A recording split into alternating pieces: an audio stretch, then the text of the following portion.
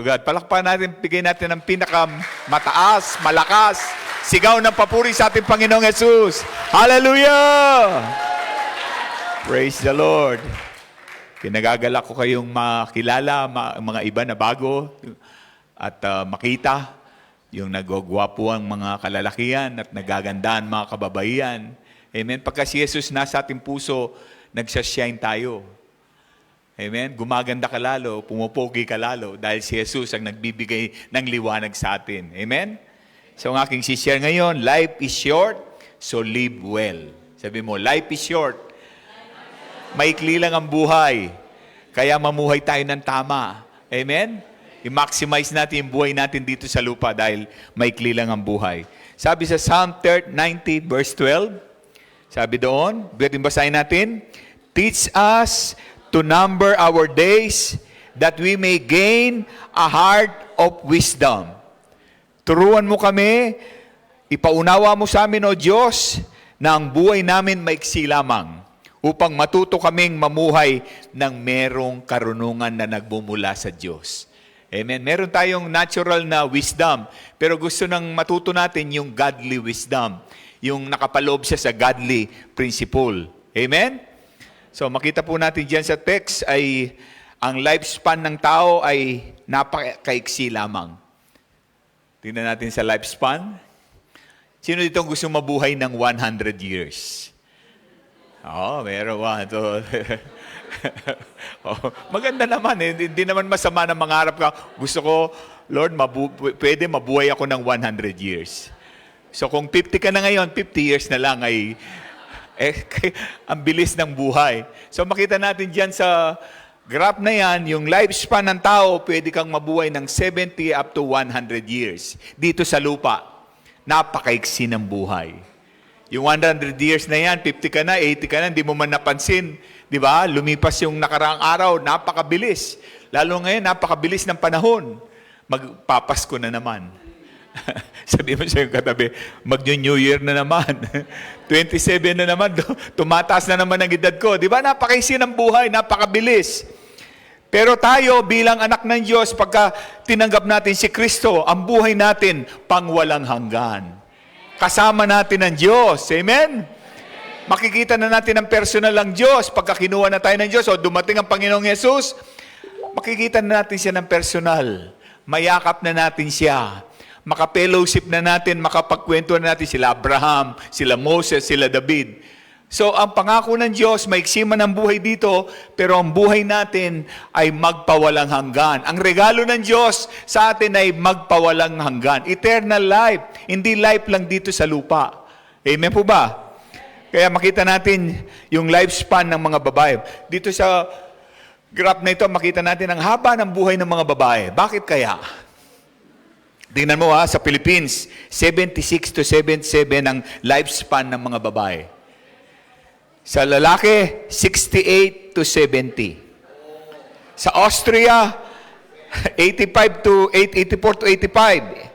79 to 80 sa mga lalaki. Sa Europe, sa buong Europe, 84 years old. Sa Finland, siguradong mataas. Bakit? Sugar-free dito. Di ba? Yung health, napakahalaga sa kanila. Binibigyan na nila ng importante yung health. Di ba? Kaya talagang, bakit yung mga babae mahaba ang buhay? Ano sikreto ng mga babae? Kasi unang-unang mga babae, ay kung meron silang mga damdamin, nilalabas nila. Kinukwento nila. Mga lalaki, nasan dyan sa loob? Sinasarili nila. Kaya, maiksi ang buhay. I believe, isa yun sa bahagi lang. Di ba pag ang problema mo, lilalabas mo, gumagaan. Amen? Umahaba ang buhay mo kasi nawawala yung pag-aalala, sobrang pag-aalala. Nawawala yung mga takot. Nawawala yung mga sakit karamdaman. Kasi lahat po ng sakit karamdaman nanggagaling sa stress. Hello? Andyan po ba kayo? Pagka-stress ka, marami kang dala-dala, marami kang bit-bit-bit-bit, sila nasusurrender nila. Kaya tingnan mo sila makwento. Makwento. Kaya tingnan mo kagad nilang kinukwento pagka nakilala nila si Jesus, nakukwento nila. So, yun ang sikreto, mga lalaki. May matutunan tayo sa mga babae. Ang mga babae naman, may matutunan sa atin. Amen? Palakpakan natin ang Panginoon. Unang-una dito, sinabi dito, learn from the Spirit. Sabi, sa unang verse, turuan mo kami. Di ba? Makita natin dito, ang unang sinabi, turuan tayo. Wisdom does not come naturally. We need the teacher. Amen? The Holy Spirit is our divine teacher. Godly wisdom begins with a teachable heart. So kahit na may teacher ka, eksperto yung teacher mo, pero hindi ka naman teachable, hindi ka naman maturuin, yung lahat ng tinuturo sa'yo, pumapasok dito, lumalabas din doon. Hello? Di ba may teacher tayo? Sino dito nag-aral? Elementary, high school, college. Sino dito ang nakapagpunta na may teacher kayo dati? Taas ang kamay. Di ba yung teacher, talagang pagtsitsagaan kanyang tuturuan. Talagang tuturuan niya yung 1, 2, 3, mathematics. Tuturuan niya yung ABC. Tinuruan nila tayo. Amen? Pero ang Holy Spirit, siya ang ating greatest teacher. Kasi hindi lang niya tayo tuturuan, kundi kilala niya tayo, alam niyang lahat sa atin. Tinatanggap tayo ng Diyos sa magitan ng kanyang Espiritu. Tinatanggap niya tayo, ini-inspire niya tayo, minumulat niya tayo sa katotohanan at binabago tayo. Ang teacher natin sa school, hindi naman tayo binabago. Tuturo lang nila yung mga prinsipyo, magandang prinsipyo, pero tayo pa rin magdidesisyon. Ang Diyos, pagka tinanggap natin ang kanyang salita, pinamuhay natin ang kanyang salita, lalago tayo. Mababago ang ating kaisipan. Mababago ang ating buhay. Sabi ng John 14:26, but the Helper, the Holy Spirit, whom the Father will send in my name, will teach you all things that I said to you.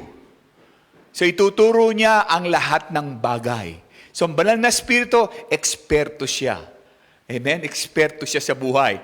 Di ba may doktor, may general practitioner, pero may mga doktor na talagang espesyalista nila, pinag-aralan nila, nag-master sila.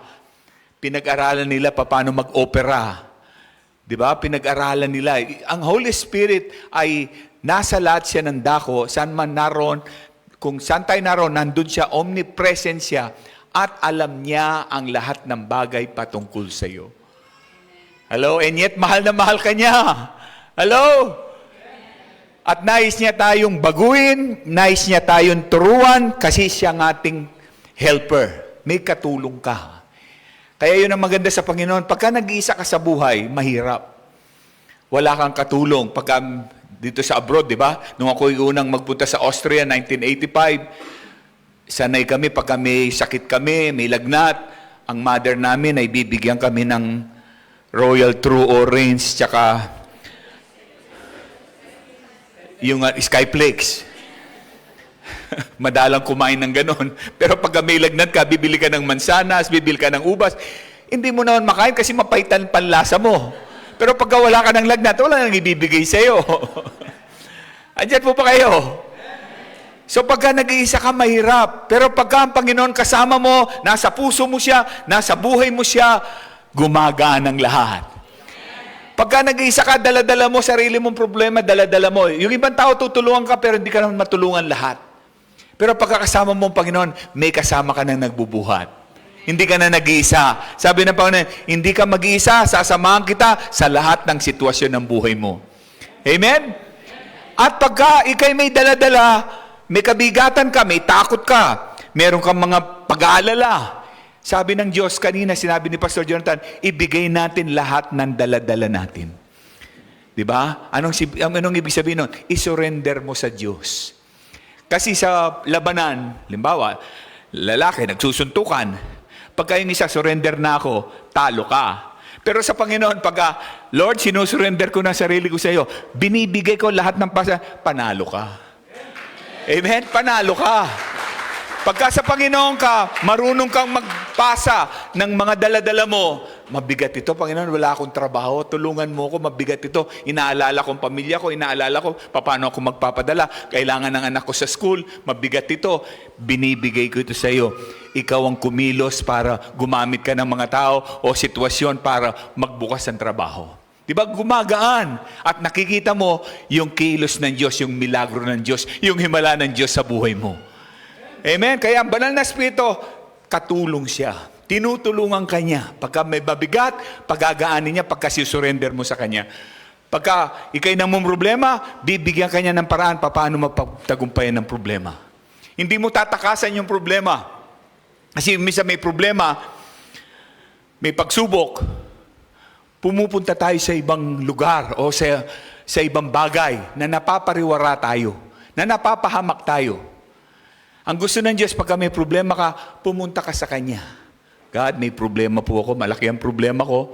Haharapin mo yung problema mo at ang Diyos bibigyan ka niya ng kaalaman paano mo masolusyonan ang problema mo. At hindi lang nasolve ang problema mo, hindi lang pinalakas ka ng Diyos, hindi ka lang niya tinulungan, kundi binago ka pa niya, nakilala mo pa siya, napalapit ka lalo sa Kanya. Amen? Lalo kang naging close sa Kanya kasi ang pagsubok, pagka ang pagsubok, dapat magtulak sa atin para lalo tayong lumapit sa Diyos. Karamihan ng pagsubok, pagka may lumalayo tayo sa Diyos, lumalayo tayo sa mga ibang tao na gustong tumulong sa atin. Pero pagka may problema ka, yan ang magbibigay sa iyo ng kapangyarihan para lumapit ka sa Diyos. Kaya yung problema mo, dati ang problema mo, yung testing mo, naging testimony. Amen. Kung hindi ka lumapit sa Diyos, yung test mo ay sunod-sunod hanggang mawalan ka ng pag-asa. Pero pagka sa Panginoon ka lumapit, yung test mo naging testimony. Yung trials mo naging triumph. Yung pain mo, yung hurt mo, yung pain mo naging purpose. Amen? Ganun pong mangyayari pagka lumapit ka sa Panginoon. Kaya ang Holy Spirit, siya ang ating katulong. Biro mo may katulong ka. Hello? Di mo may Diyos ka na katulong na alam niya lahat ng bagay. Tutulungan ka niya sa lahat ng pangangailangan mo. Ang banal na Espiritu, tutulungan ka niya paano mo marinig ang boses ng Diyos. Kaya pagka nagbabasa tayo ng banal na Espiritu, ang sumulat ng Bible ay ang Holy Spirit. Kaya Holy Spirit, Holy Bible yan. Amen? Kaya pagka tayo ay nag-umingi ng tulong, Holy Spirit, hindi ko alam anong ibig sabihin nito. Turuan mo ko habang ako'y nagbabasa, nagbubulay-bulay, iniisip ko ang salita mo, tulungan mo kung ipaunawa mo ito sa akin. Mangusap ka sa akin at mangungusap sa iyo ang Diyos. Amen? Magtataka ka ng Biblia, sinulat na ito, napakaraming taong sumulat nito, pero isa lang ang mensahe, the love of God in your life. Mahal na mahal ka ng Diyos at gusto niya pagpalain ka niya, gusto niya bigyan ka niya ng pag-asa at magandang kinabukasan. Amen? Maririnig mo ang Diyos. First time nung tinanggap ko ang Panginoon, nakilala ko ang Diyos. May television noon, nanonood ako. Bila akong napalipat, may nagpipris katulad nito. Sabi, isuko mo ang buhay mo kay Jesus. Pumunta ka sa harapan ng telebisyon, isuko mo lahat ng takot mo, lahat-lahat isuko mo. Sumunod lang ako, sinuko ko ang buhay ko sa Panginoon. Tinanggap ko siya bilang Panginoon tagapagligtas. First time ko magbasa sa ng Biblia. Ang Biblia, ang salita ng Diyos, isang word lang, ang laki ng impact sa aking buhay. Parang buhay ng salita ng Diyos, lumulundag sa aking puso. Dati ginagawa ko naman, pero pag binabasa ko yung salita ng Diyos, hindi ko na tinutuloy. Bakit? Nakakatulog ako. Sinong katulad ko dito? Binabasa mo salita ng Diyos, pampatulog lamang. Pero ngayon, isang word lang ang binasa ko. Ang inisip ko, talagang na-encourage ako, lumakas ako, tumatag ako. Ang Diyos talagang nangungusap sa iyo. So yun ang gawa ng Holy Spirit. Tinutulungan ka para maunawaan mo ang mga bagay ukol sa Diyos. Tinutulungan ka ng salita ng Diyos, ng banal na Espiritu, para ipaunawa sa iyo na ang Diyos hanggang ngayon nangungusap siya. Nag-i-encourage siya, nagpapalakas, nagpapatibay, nagpapalakas siya ng loob, nagbibigay siya ng pag-asa. Tinuturuan tayo ng salita ng Diyos paano maging mamuhay ng tama. Amen? Kasi gusto natin mamuhay ng tama, kaya hindi natin alam. Pero dito, paano tayo mamuhay ng tama? Kasi maraming tao, edukado sila, but they are not wise. Meron akong kaklase noon, napakatalino niya, siyang valedictorian namin. Pero hindi siya wise. Bakit? Kasi nakipag-boyfriend siya sa isang tao na patapon ng buhay, hindi man nag-aaral, siyang gumagawa ng assignment. Di ba? Matalino ito, babae, pero hindi siya wise. Pumili ng mapapangasawa o partner sa buhay. So maraming tao matalino, pero hindi ibig sabihin matalino ka, kilala mo na ang Diyos, alam mo yung mga bagay sa Diyos. Hindi. Iba yung mga bagay ukol sa Diyos. So education fills the mind, but the Holy Spirit transforms the heart. So yung education, tama naman yon. Bibigyan tayo ng knowledge. Talagang pupunin ka ng knowledge. Ngayon, information knowledge. Meron ka lang, sasabihin mo lang, tatanungin mo lang si ChatGPT. Si Google, alam na, ang sagot kagad-agad. Di ba? Pero yung hindi nagtatransform ng buhay ang education. Amen? Ang nagtatransform ng buhay ang banal na Espiritu. Sapagkat siya ang ating helper. Siya ang ating katulong. Tutulungan niya tayo paano mabuhay ng maligaya. Tutulungan tayo paano mabuhay ng tama. Amen? Dati ay may happiness. Happy ka kasi birthday mo. Happy ka kasi may happenings. Pero pag wala ng happenings, wala ng Pasko, tapos na rin yung happiness mo. Pansamantala lang. Happy ka kasi may ginagawa kang pansamantalang kaligayahan. Pero ang relasyon sa Panginoong Yesus, pagka tinanggap mo siya, sinuko mo ang buhay mo, kahit wala kang pera, maligaya ka, masaya ka.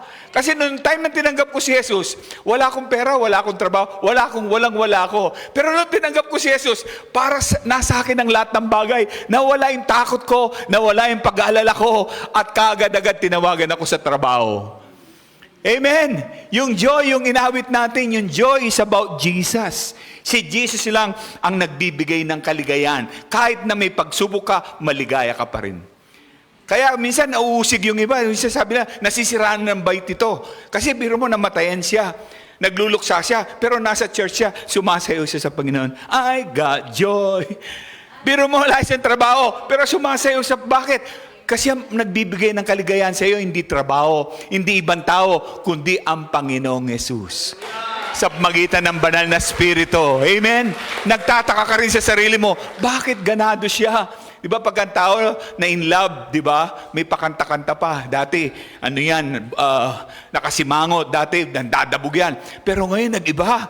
Bakit? Kaya nagtatrabaho siya, pero merong ganado siya. Bakit? Kasi iba. Ang banal na Espiritu, tinutulungan siya para sumaya, lumigaya, magtagumpay. Hindi ibig sabihin wala ka ng problema. May problema ka pa rin. Pero katulong mo na ang banal na Espiritu. Binibigyan ka niya ng kaligayahan na hindi mo may paliwanag.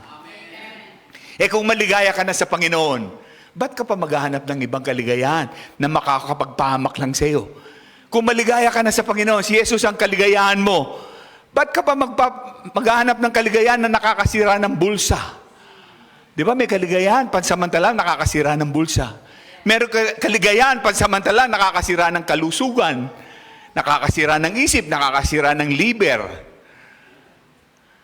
Meron kaligayahan, pansamantalang nakakasira ng relasyon sa pamilya, sa asawa lalo na.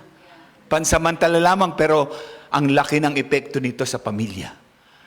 Pero ang gusto ng joy, na ibibigay sa atin ng joy, yung joy. Joy is Jesus. Amen? Joy is about Jesus. J is Jesus, others, and you.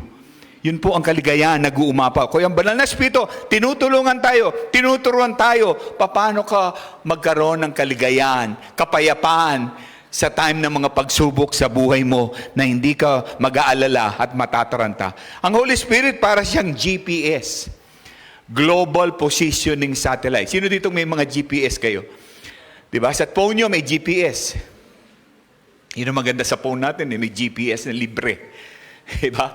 Kahit na naglalakad ka, hindi mo alam yung lugar, pero ano mo lang yung destination mo, i-navigate ka, ililid ka. Ganun ang Holy Spirit, nililid niya tayo sa buhay. Diba? Sundin mo lang yung GPS. Meron ako minsan pumunta ako sa Amerika, first time ko nakapunta sa lugar na yun. Pero dahil may GPS ako, sinunod ko lang yung GPS. Nakarating ako for the first time. Hindi ko pa napuntahan, pero dahil sa GPS, tinulungan ako para marating ko yung hindi ko pa nararating na lugar. So, ganun ang gagawin ng GPS sa iyo. Pagka ang salita ng Diyos, sinusunod mo sa magitan ng banal na Espiritu, ginaguide ka. Nililid ka para makarating ka dun sa kaligayahan, kapayapaan, katagumpayan sa Panginoon. Amen? Ang banal na Espiritu, nililid ka, ginaguide ka para manavigate mo yung buhay. Para makita mo kung ano ang nagpapaligay sa'yo, anong nagpapalungkot sa'yo, anong meaning ng buhay, anong kahulugan at purpose ng buhay. Ang GPS, ang Holy Spirit, siya ang GPS natin, siya ang ating teacher. Amen? Siyang katulong natin para makarating tayo sa final destination natin, sa eternal life, sa buhay ng punong-puno ng kahulugan, punong-puno ng meaning at purpose. Pero pagka hindi mo sinunod yung banal na Espiritu, yung salita ng Diyos, hindi ka makakarating doon. Maliligaw ka. Nandyan lang yung lugar, paikot-ikot lang tayo. Pagod na tayo, sumusuko na tayo. Kasi wala tayong guide, wala tayong helper, wala tayong teacher. Pero yung sinunod mo lang, minsan hindi mo sinusunod ang GPS eh. Pupunta ka sa kanan, pinapakaliwa ka niya, pinapakanan ka niya, kumaliwa ka. Kumaliwa ka. Kanan, sabi niya, kumaliwa ka. And yet later, kahit na naligaw ka, ibabalik ka niya doon sa tamang daan. Amen? Ibabalik ka niya doon sa final destination mo. Ganun ang ginagawa ng Banal na Espiritu. Kaya importante ang Banal na Espiritu, ang salita ng Diyos. Pagka tayo nag-aaral ng salita ng Diyos, nagme-meditate, nagbabasa, kailangan hingin natin, Holy Spirit, you are my helper. Help me to understand God's wisdom. Help me to understand the purpose and the meaning of life. Tulungan mo kung maunawaan ko ang buhay. Tulungan mo kung maunawaan ko, mapagtagumpayan itong mga pagsubok na hinarap ko sa buhay. Bigyan mo ako ng inspirasyon. Bigyan mo ako dahil ikaw ang katulong ko. Malungkot ako. Ikaw ang magbigay ng kaligaya, tunay na kaligayahan sa atin. Kasi dito sa abroad, malungkot. Sino dito nakaranas ka na ng homesick? Diba? Na-homesick ka. Kasi lalo na first time na nawalay ka sa pamilya mo, lalo na pag may sakit ka, hinahanap mo yung sky plate saka yung Royal True Orange. Yung pagmamahal, di ba? Inahanap mo yung mga pagkain Pilipino. Lalo na kung kukunti pa lang ang Pilipino, wala ka bang masyadong kilalang Pilipino. At naninibago ka. Sa lengguwahe, naninibago ka. Sa lahat, naninibago ka. Merong isang Pilipino, pumunta siya sa Austria, sa Vienna. Siyempre, noong unang pumunta, ang mga Austrian, hindi sila marunong mag-English. Lalo may mga edad na, mga senior citizen. Gusto nila magsalita ka ng German, hindi ka nila papansinin. Gusto nyo bumili ng manok. Nakita yun. Yung turo-turo, minsan nagwo-work yun yung nandun itlog. Paano niya sasabihin yung itlog, yung manok ang gusto niyang bilhin? So sabi niya, the mother, I want to buy the mother. What? The mother of the... Hanggang sa hindi na niya ma-explain. Ayun, nagkaintindihan sila. Diba? Minsan na-homesick ka kasi sana alam mo na. Minsan naman, yung iba, bumili ng gatas. Pinabili ng gatas. Basta may nakita siyang puti, gatas. Tapos pagdating sa bahay, ininom niya. Pagka-inom niya ng gano'n, napunta siya sa CR. Nag-alboroto yung tiyan niya. Yung pala, yung kondensadang gatas pala yun. Yung purong-purong gatas. Iba naman, bumili ng shampoo. Di bumili. Pagka hindi mawawala yung bula. Yung pala, panlinis ng plato. Yung iba, yung mga babae, bumili ng spray net ba? Yung spray net, papatigas ng buhok. Mayan, bumili ng spray. Siyempre, wala naman label yun. Wala naman sabing spray net ito. German. Parang dito, Finnish. Are you Finnish? Yes, I'm Finnish. No, I'm Swedish. Diba? So, nung pinindot niya, imbis na magpunta sa buhok niya, pumunta doon. Air freshener pala. Diba? Na homesick tayo, pero ang Diyos, tuturuan ka ng Banal na Espiritu. GPS yan ang buhay mo. Iga-guide ka, ililid ka. Paano mo mapagtagumpayan yung homesickness? Paano ka magkaroon ng tunay na kaligayahan sa Panginoon? So, hindi mo lang malaman kung ano yung buhay, meaning ng buhay at purpose ng buhay, kundi nababago tayo. Amen? Naunawaan natin kung paano kumilos ang Panginoon at paano siya mapiplease. Glory to God. Amen? Kaya yung GPS, napaka-importante niyan. So, hindi lang ang life ay magpaturo tayo, ang Banal na Espiritu ang ating teacher. Life is precious but short. Ang buhay ay napaka-importante. Napakahalaga ng buhay mo sa Panginoon. Napakahalaga ng buhay. Valuable ang buhay. Amen? But short lang. Sabi sa James 4:14, what is your life? It is even a vapor or gas that appears for a little time, then vanishes away. Diba parang yung gas lang, nagluto ka, may vapor. Diba? Yung liquid, pinainit mo yung tubig, naging vapor. Parang usok lang daw ang buhay. Nandyan, lilitaw, mawawala bigla. Ganon ka-short ang buhay. Tapos sabi sa iba dyan, ang buhay daw parang hamog sa umaga. Nandyan siya pero bigla siyang mawawala. Morning dew. Saan natin makikita yan? Job 14:2. Ang katulad natin isang bulaklak. Namumukadkad pero agad nalalanta. Hello, nandyan po ba kayo? Bata ka pa, talagang banat na banat ang yung maya't maya pagka tumanda na, kahit anong operasyon ang gawin, wala na. Yung iba nagpabatax, di ba? Pinabatak yung mukha, hanggang yung pusod niya, napunta na rito sa kakabatak. Ang buhay daw parang bulaklak, namumukadkad pero agad nalalanta. Katulad dito parang anino, biglang nawawala. So ganun ka-ikli ang buhay. Pero valuable ang buhay, precious pero napaka-ikli. Kasi ang one day sa Diyos, 1,000 years sa atin, one day lang sa Diyos. Napaka-ikli ng buhay. Job 8:9, ang mga araw natin dito sa mundo ay tulad ng anino na hindi nagtatagal. Amen? 1 Peter 1:24, ang lahat ng tao ay parang damo. Ang kanilang katangyagan ay parang bulaklak nito. Ang damo'y nalalanta at ang bulaklak ay nalalaglag. Ang tulad niya'y simoy ng hanging dumadaan. So, ganun po kaikli ang buhay. Napaka-precious ng buhay, kaya sinabi sa Psalm 90 verse 12, number our days. Bilangin natin yung araw natin kasi mahalaga yan, importante. Kahit na maiksi, pero bilangin natin nang sa ganun ipasulit natin mamuhay ng tama. Amen? Hallelujah! Praise the Lord! Every day is a gift from God. Our time is short, so every day matters. Sabihin natin, ang bawat araw, ang bawat minuto, napakahalaga. Kaya sulitin mo na. Sabihin mo sa iyong katabi yun.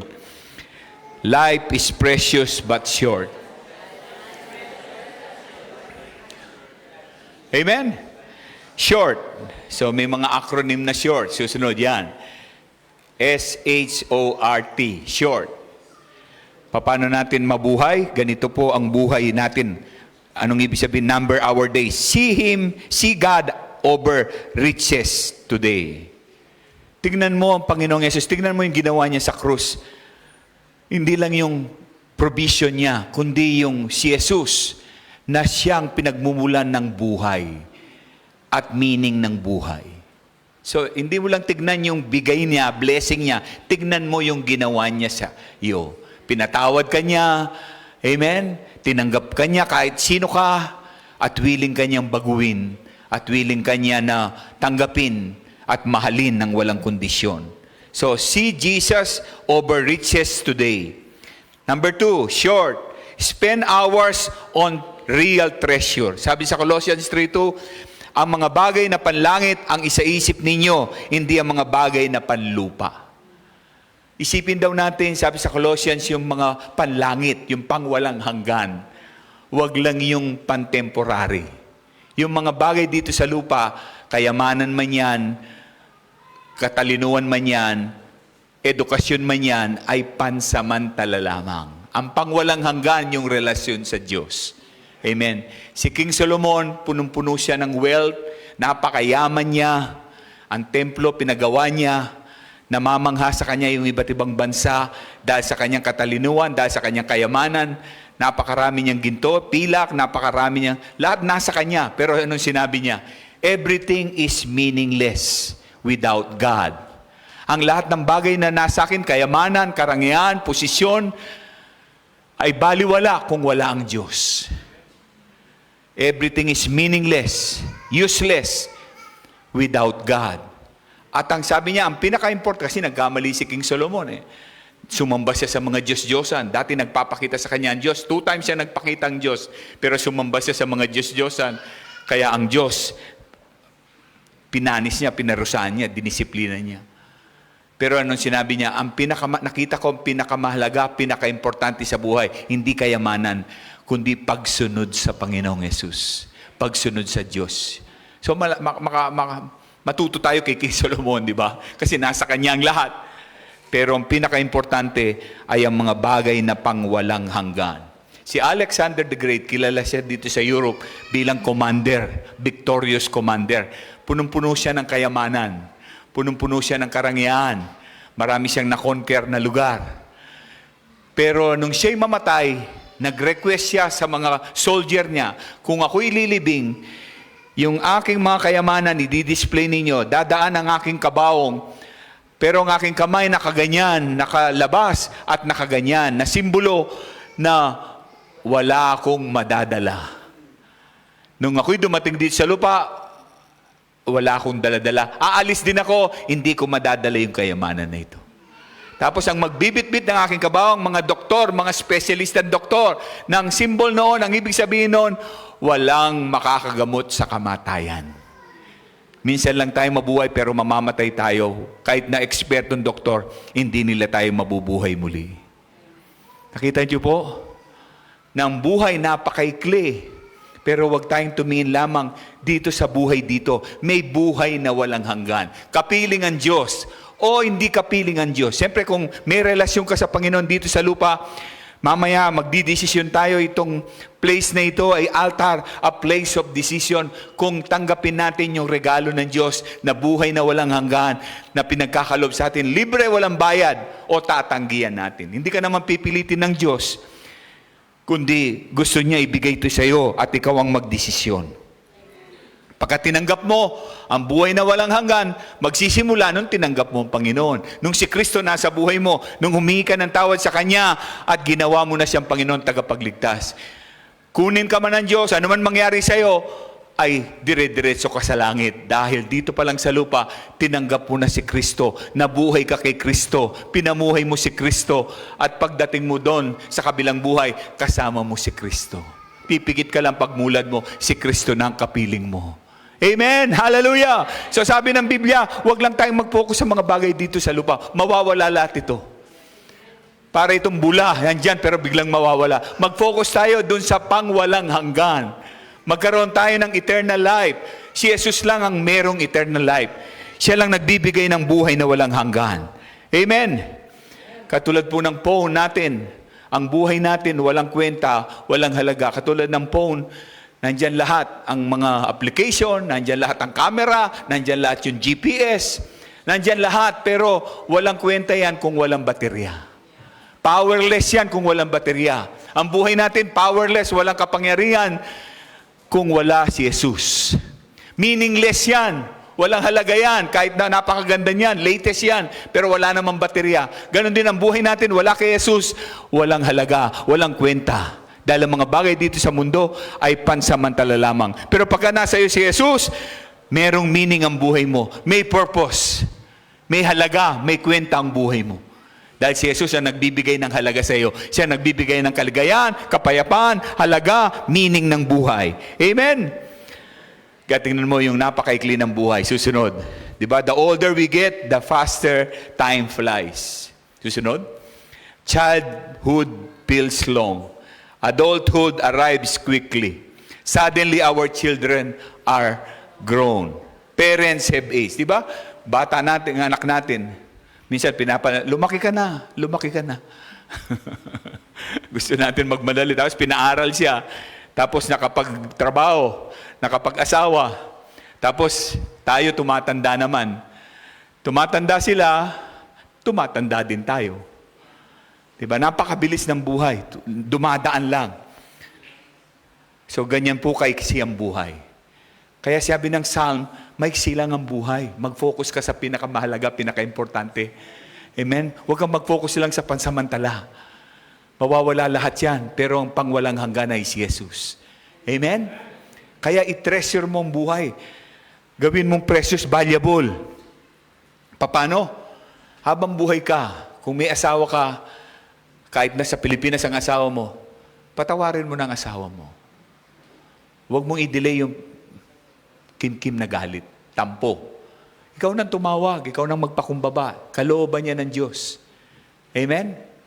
Sabi ko nga, bago tayo kunin ng Panginoon, dumating ng Panginoon, at least ready tayo. Hindi lang tayo ready, nakapagpatawad tayo. Merong isang kapatiran sa iglesia na sa church ay leader siya ng organization. Talagang siya, influencer siya. Napakalami niyang na-influence. Kaya lang marami siyang kagalit. Kasi matapang siya. So nung siya nagpunta sa church, tinanggap niya ang Panginoon, sinuko niya ang buhay niya sa Panginoon. Kaya lang, stage 4, naka-diagnose siya na stage 4 na cancer. So dinadalaw namin siya sa ospital. Nagulat kami nung minsan sinabi niya, Pastor Larry, Pastor Marlene, tinawagan ko na yung aking mga kaibigan, yung aking mga kagalit. Umingi na ako ng tawad sa kanila. Kasi prepare ko ng aking sarili. Kung kunin man ako ng Panginoon, may kapayapaan ako. Ready na ako na mamit ko ang aking Savior. Pero siya nang tumawag, pinagtawagan niya. Siya nang humingi ng tawad. Kung wala si Kristo sa kanya, hindi niya yun magagawa. Sinabi niya, salamat na lang, binago ako ni Jesus. Tinanggap ko siya, nagkaroon ako ng ganitong desire. So, bago pa lang mawala, kunin tayo ng Panginoon, makipag-ayos na tayo sa ating mga kamag-anak. Wala na yung tampururut. Tampururut ang tawag namin, tampo. Sorry, hindi pala. Tampo. Yung tampo, matampuin. So magpatawad ka na, ikaw nang umabot. Kung kamag-anak mo, nanay mo, nakagalit mo, Nay, humingi po ako ng tawad sa iyo. Sabi po ng Biblia kasi, respetuhin mong mga magulang kahit nagkakamali, kahit hindi sila perfecto. Honor your father and your mother. Ina-appreciate kita, Nay, Tay. Nandiyan po ba kayo? O kung dito kakapatiran natin, may kagalit ka rito, o dito lang kayo patawarin mo na.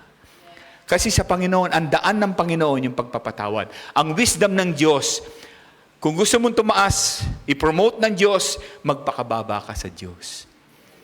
Kung gusto mong tanggapin si Jesus, surrender mo ang buhay mo. Kaya nakataas Nakataas sa sign of victory is surrender.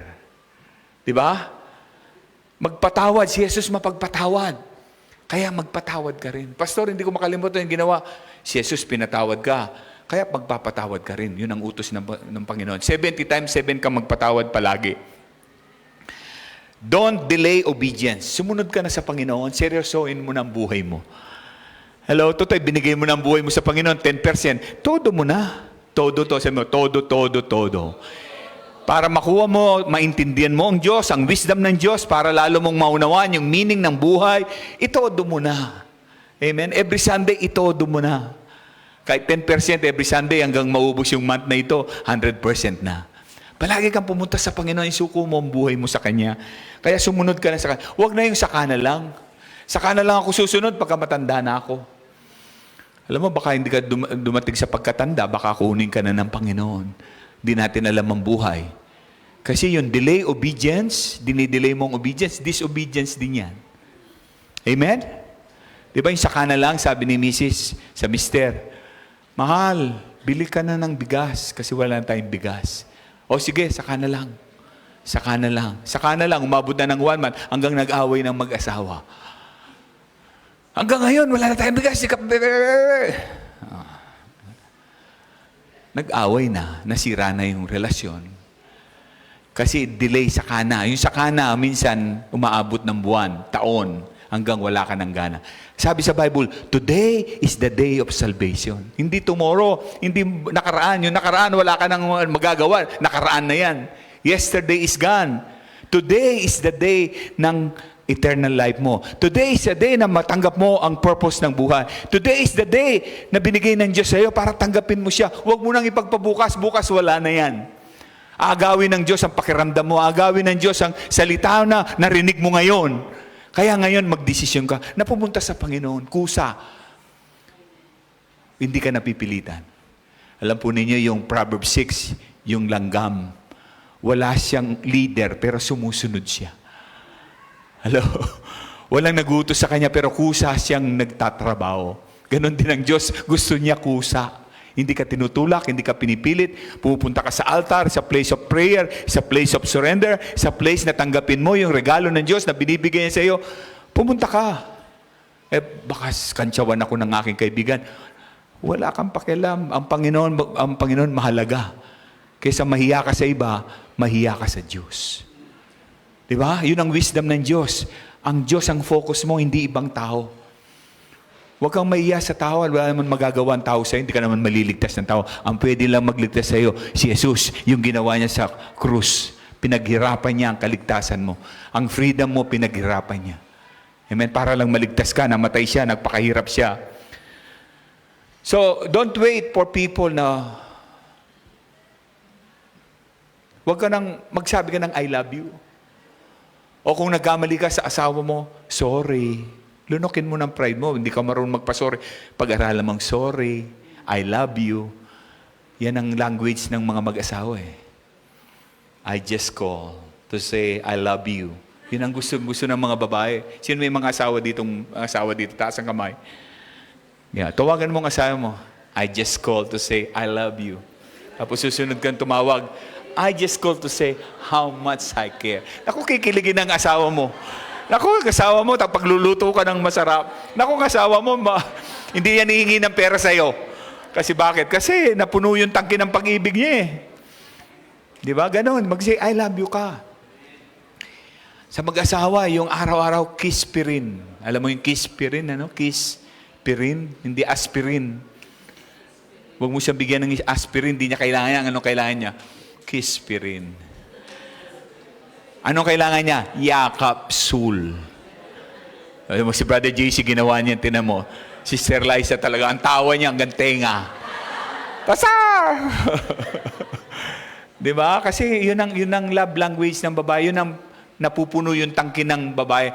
Pagka pagod na pagod ang asawang babae, pagka binigyan mo siya, honey, mahal, I love you. Naku, parang lumakas siya. Parang gusto niya, feeling niya siya si Miss Universe. Ganun ang love lang, nag-i-inspire, nag-motivate. Sa lalaki naman, appreciation. Sa mga asawang babae, ang kailangan ng iyong asawa, appreciation. Appreciate mo siya, pasalamatan mo siya dahil tinapon niya ang basura. Tingnan mo yung karakter niya, yung gift niya, tinagnan mo yung ginagawa niya, i-appreciate mo, pasalamatan mo. Hello? Asan dito mga babae may asawang lalaki? Taas ang kamay. O kahit nasa telepon, i-appreciate mo. Ang pangangailangan ng lalaki, appreciation. Kasi ang feeling nila, pagod sila, marami silang ginagawa. Pero pag in-appreciate mo yan, parang pakiramdam nila, siya si Superman. Dati siya lang si Batman, pero ngayon siya si Superman. Kaya palagi nagsusuot ng t-shirt yan, ang nakalagay S. Small. Hello, nandiyan po ba kayo? Binigay ng Diyos ng pagkakataon ka para binigyan kanya ng talent. Gamitin mo sa Panginoon, paglingkuran mo ang Panginoon. Tingnan mo si Brother Aldrin, siya nag-drive sa amin. So ginamit niya yung kamay niya, yung kotse niya, para maglingkod siya sa Panginoon. Through us. Amen? Yung iba dito nagluto. Yung iba dito nag-prepare ng church. Yung iba dito naglilingkod sa Panginoon, sa gigitara, sa worship, sa media. Palakpakan natin ang Panginoon sa ating serve team. Gamitin mo yung lahat na binigay ng Diyos para paglingkuran mo ang Diyos. Huwag mo nang ipagpabukas. Amen? Sige, ngitian mo ang katabi mo. Sige, ngitian mo ang katabi mo. Kahit wala kang ngipin, okay lang. O yan, paglilingkod yan. Pagka mahalin mo yung iba, tulad ng pagmamahal mo sa iyong sarili, naglilingkod ka na. Act of kindness, mag-act of kindness ka sa iba. Mag-imbita ka sa iba, dalhin mo sila sa Panginoon. Kasi pagka nakilala nila ang Panginoon, mag-iibang buhay nila. Yan, si Brother Gary tsaka Sister Grace, sila'y drug pusher, drug addict sa Vienna. So, na-invite sila. Tapos, siniran sila ng gospel. Tapos, nabago ang buhay nila. Amen? Yung nag-imbita sa kanila, yung nag-pray sa kanila, yung nag-share ng gospel sa kanila. Napakalaga ng ginawa. Amen po ba? Ngayon, sila'y nagpapastor na sa London. Andiyan po ba kayo? Ganun po kasimple. Anong meron ka? Yung iba, pagka nag-imbita, ang galing mag-imbita. May anointing, may power, may influence. Pagka nag-imbita siya, ang daming sumasama. Di ba? Imbitahin mo sila sa Panginoon. Imbitahin mo na silang i-coffee. O yung SS burger mo. Hesburger. H pala yun, ano? Hesburger. Maraming mga ways para tayo makapaglingkod sa Panginoon. Amen? Higit sa lahat, live wisely. So hindi lang teach us your ways. Ang Holy Spirit, ang ating teacher. Short lang ang buhay. Sulitin na natin. Maglingkod na tayo sa Panginoon. Gawin na natin yung tama. Live wisely with purpose. Amen? Mamuhay tayo ng maayos, ng may godly wisdom. Wisdom is more than knowledge. It is living according sa God's will. Yung wisdom, hindi hindi mo lang alam, kundi nabubuhay ka sa kalooban ng Diyos, sa salita ng Diyos, na pinapatnubayan ka ng Diyos, ginagabayan ka niya. Purposeful living. Living with purpose. Yun ang wisdom na nanggagaling sa Panginoon. Nabubuhay ka, may layunin ka. Dati walang layunin ang buhay ko, kaya paikot-ikot lang. Nabe-burnout ako, na frustrated ako, disappointed ako. Kasi hindi ko alam pala, ang buhay pala ay makilala mo ang Panginoong Yesus, siya nagbibigay ng purpose ng buhay. Tapos, dahil nakilala mo siya, naunawaan mo siya, nakilala mo ang kabutihan niya, katapatan niya, ipakilala mo pala siya sa iba. Pagka gano'n, nagkakaroon ng purpose ang buhay mo. Amen? Nagkakaroon ng meaning ang buhay mo. Meron ka palang impact sa iba. May influence ka pala sa iba. Bakit? Si Jesus nasa sa iyo. Na-impactan ka ni Jesus. Nagkaroon ng influence si Jesus. Binago ka ni Jesus. Nakilala mo siya. Tapos ipakilala mo siya sa iba. Yun pala ang purpose ng buhay. Pagka gano'n, nabubuhay ka sa purpose mo, maligaya ka, masaya ka. Kahit pagod ka, pero masaya ka, maligaya ka kasi may purpose, may layunin ang buhay mo. Amen? Kaya what does it mean to live well? Love God completely. Mahalin mo ang Diyos. Amen? Sundin mo siya, magtiwala ka sa Kanya. Mahalin mo siya ng buong puso, buong isip, buong kaluluwa. Tapos mahalin mo yung mga tao deeply. Choose kindness. Piliin mong maging mabait sa iba. Amen? Magsisi na tayo sa nakaraang buhay natin. Kasi pagka si Kristo nasa iyo, isa ka ng bagong nilang. Wala na yung dati. Iba ka na. Sabi mo, iba ka na.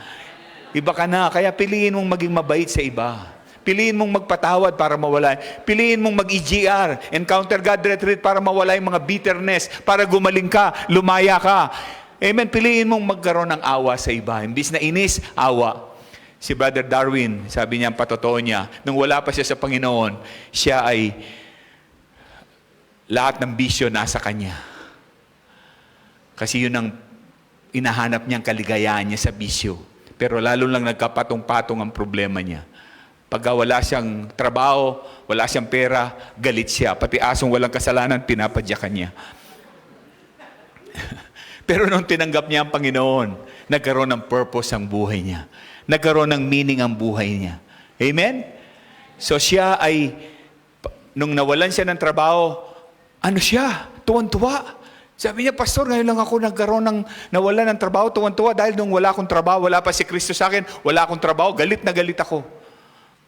Galit ako sa mundo, galit ako sa sarili ko, galit ako sa pamilya ko. Pero ngayon nawalan ako ng trabaho, tuwan-tuwa ako. Bakit? Kasi tinanggap niya ang Panginoon. Palagi siyang pumupunta sa mission, sa Italy, sa iba-ibang lugar sa mission. Sabi ko, total, Brother Darwin, wala ka ng trabaho, gusto mo sa mission, ipadala kita sa Athens, Greece, sa church natin, wala pang pastor, leader sa ating church, Greece, GAC, Greece. Pinadala ngayon, hanggang ngayon, pastor siya doon. Hello? Nakita niya, ito palang purpose ng buhay ko. Dati gusto niyang magpakamatay. Sa testimony niya, gusto niyang tumalon doon sa train station. Every dumadaan ng train doon. Walang hindi dumadaan. Busy yun. Pero noong time na yun, magpapantihulog siya, walang dumadaan. Yung pala may purpose ang Panginoon sa kanya. Pinastop ng Panginoon ang mga train para siya'y maligtas at para isuko niya ang buhay niya sa Panginoon. Ngayon tumutulong siya sa mga tao na walang purpose. Tumutulong siya sa mga tao na nangangailangan kay Jesus. Amen? Kaya ngayon ay si Pastor na magtutuloy niyan. Bubuksan natin ang altar. Pwede ngayon, ano ba itong nangyayari sa akin? Ano ba itong nangyayari? Hindi ko maintindihan lahat. Hindi mo kailangan maintindihan lahat. Ang kailangan mo lang, magtiwala ka sa Panginoon na hindi ka bibiguin, hindi ka lolokohin, kundi isuko mo ang buhay mo kay Jesus.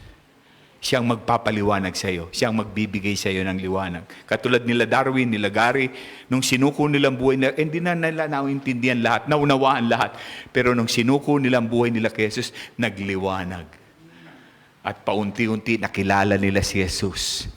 Paunti-unti nagabayan sila kasi kami mga pastor, kami mga leader, nandito kami para gabayan namin kayo. Amen? Para lalo niyong makilala, makita niyong purpose niyo sa buhay, tanggapin si Jesus, at patuloy natin matanggap yung buhay na walang hanggan. Kaya sa oras na ito tayo pumikit at manalangin. Sige, tumayo po tayo. Pumikit at manalangin. Nandito ka ngayon, hindi aksidente, nandito ka. Ito'y ginawa talaga ng Panginoon. May nag-invite sa iyo, oo, pero mayroong plano ang Diyos sa iyo. At ang plano niya, pagpalain ka. Plano niya... Amazing grace.